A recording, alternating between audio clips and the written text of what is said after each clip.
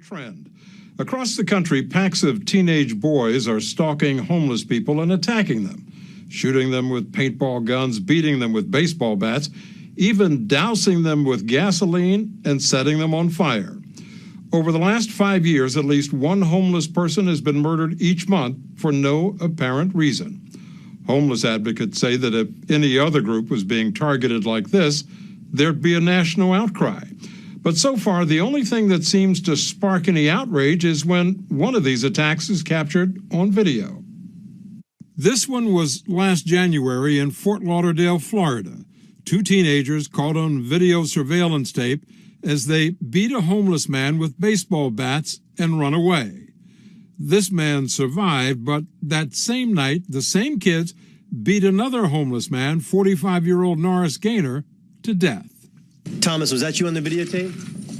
Why would you beat up homeless people? 17-year-old Thomas Doherty and 18-year-old Brian Hooks were identified by more than a dozen classmates as the boys on the tape. Still, they pled not guilty and are awaiting trial. Since people living on the streets usually don't report crime, there are no reliable government statistics. But the National Coalition for the Homeless, using local news reports and other sources, says that since 1999, there have been more than 500 such attacks, resulting in 180 deaths. One of those killed was 53-year-old Michael Roberts, who was attacked in Holly Hill, Florida, in May 2005. Four teens, aged 14 through 18, confessed to the crime, saying they'd stumbled across Roberts in the woods where they'd gone to smoke pot.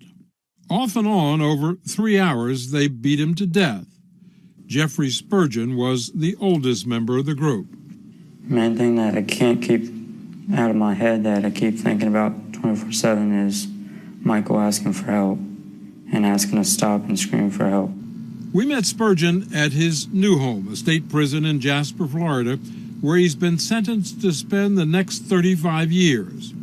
He told us his 14-year-old, 220-pound friend, Chris Scammerhorn, started the attack. Chris woke the guy up and started hitting him with a stick. So we all rushed in on him, and then I hit him with the stick, and then we all left. And how many times did you go back? 3 times. He says each time the beatings got worse. The third time when we come back, that's when Chris had brought up a 2x4 with a nail through it and hit the guy on top of the head with it. With the nail? With the nail. Why'd you do all this? I guess for fun. These kids were obviously dangerous, and they didn't have any idea why. Circuit Court Judge Joseph Will spent weeks looking at the evidence before sentencing Spurgeon and the others to spend most of their adult lives in prison with no chance for parole. It's not just a mistake. It's a conscious act that took place over a long period of time that resulted in the brutal death of a helpless, harmless man. Why do you think they did it? I think they did it because there was someone less powerful than they to pick on. Do you think that it happened because he was homeless? I think it happened because he was homeless and he was helpless, and he was one step down on the violence pecking order from those kids. This is the new sport. In many parts of the country, it's a rite of passage. Brian Levin is a criminologist at California State University in San Bernardino and an expert on hate crimes. Why would kids, basically teenagers, start beating up homeless people? For what? Most hate offenses are not committed by hardcore hate mongers. They're often associations of young males who, looking for some thrill or excitement, go out and attack a target that will help validate them, and a target that they think is vulnerable, one that they can get away with, and one that has some kind of negativity associated with it. And Levin says no group has more negativity associated with it than the homeless, who are often stereotyped as lazy, stupid, and responsible for their situation.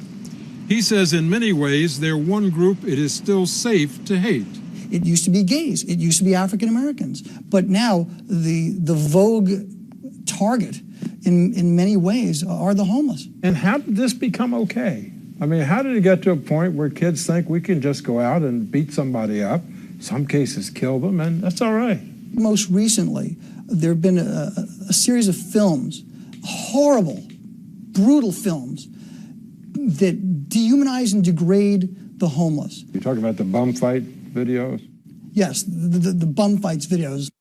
Bum Fights is a series of popular DVDs in which homeless people perform degrading stunts for which they are paid a few dollars and a lot of alcohol.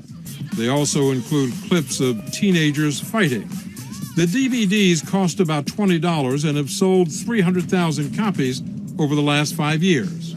Yes! The videos star Rufus Hanna, a homeless man dubbed Rufus the Stunt Bum. Drinking to excess, falling down, performing dangerous stunts, and fighting his best friend, Donnie Brennan, who is also homeless. Brennan was even branded for the video. These days, Hannah is sober, working full-time, and involved in a civil lawsuit to recover some of the money from bum fights. Brennan, who's still on the streets, is also suing. Both men claim they were taken advantage of by the filmmakers because they were homeless. Did either of you ever get hurt making bum fights?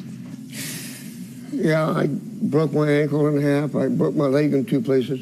So it wasn't acting, it was real. It was real. Down to earth real.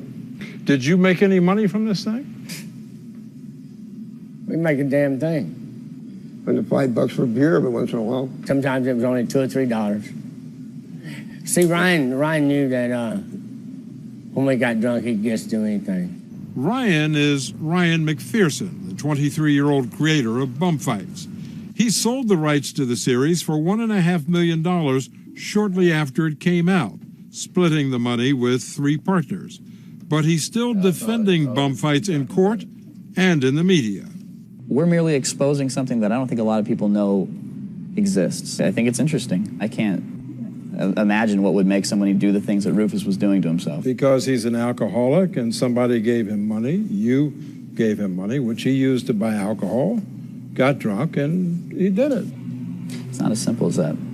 McPherson points out that felony charges for his role in Bum Fights were dropped, but he did plead guilty to a misdemeanor charge of staging an illegal fight. But Bum Fights is worse than you think. In these scenes, an actor calling himself the Bum Hunter, along with some of the filmmakers, actually attacks sleeping homeless people, tying them up and gagging them with duct tape. What are you doing? We showed this to McPherson. What are you doing? How do you defend that? It's a skit. Skit. You're sneaking up on them while they're asleep and assaulting them. It doesn't look like a skit. It doesn't say, hey, this is staged, this is acting. Oh, no. I'm not saying it's staged. I'm saying that just the way it's set up, it's I don't know. I mean, the Bum Hunter's not an easy thing to defend, but you're defending it. Well, I'm trying to. It just, it's just hard to make sense of things when they're just so absurd. I mean, it's just so absurd. This guy's tying up homeless people, and we're trying to defend the notion that we're responsible for the deaths of homeless people. But police investigations have directly linked Bum Fights to some of the attacks against the homeless, which have been steadily increasing ever since the series came out. Professor Levin says the connection between the videos and the violence is hard to ignore. They've created a whole cultural symbol now. There are now people who are doing their own videos. Bum Fights. Bum Fights. This isn't Bum Fights. It's a home video made by 5 teenagers from Calgary, Canada, bored and high on drugs. All right, we're gonna beat up a bum here. When they find a homeless man sleeping in an alley, they take turns kicking him, beating him with a metal pipe, and even breaking a bottle on his head. The victim survived, and 2 of the kids spent a year in jail. We showed this to Ryan McPherson. What do you think of that? I mean, it started out with them yelling Bum Fights. It starts off with them on drugs. But yes, they yell Bum Fights, There's nothing in Bum Fights that can support that. There's nothing in... As you see it. But they're the ones who did it. They saw it. In their minds, that was the next step for them, the logical thing to do. Okay. They saw a connection. Do you see the connection they saw? Okay, yes. You made bum fights. Great, but I mean, I'm not, I'm not hopped up on drugs. I'm a kid with a video camera, you know, just shooting stuff. So you don't think you bear any responsibility at all when you see stories about kids going out and beating up homeless people? No. Back in Florida, Jeffrey Spurgeon told us that he and his friends watch bum fights hundreds of times. That was her favorite thing to do, was watch those videos and mock whatever was on them. By mock, he means copy, and he said they were doing just that the night they killed Michael Roberts. We were trying to mock a show. You had seen these videos where kids your age went out and beat up homeless people. All right. And you all thought that was fun. Thought it was funny. Help me understand this. How is that fun?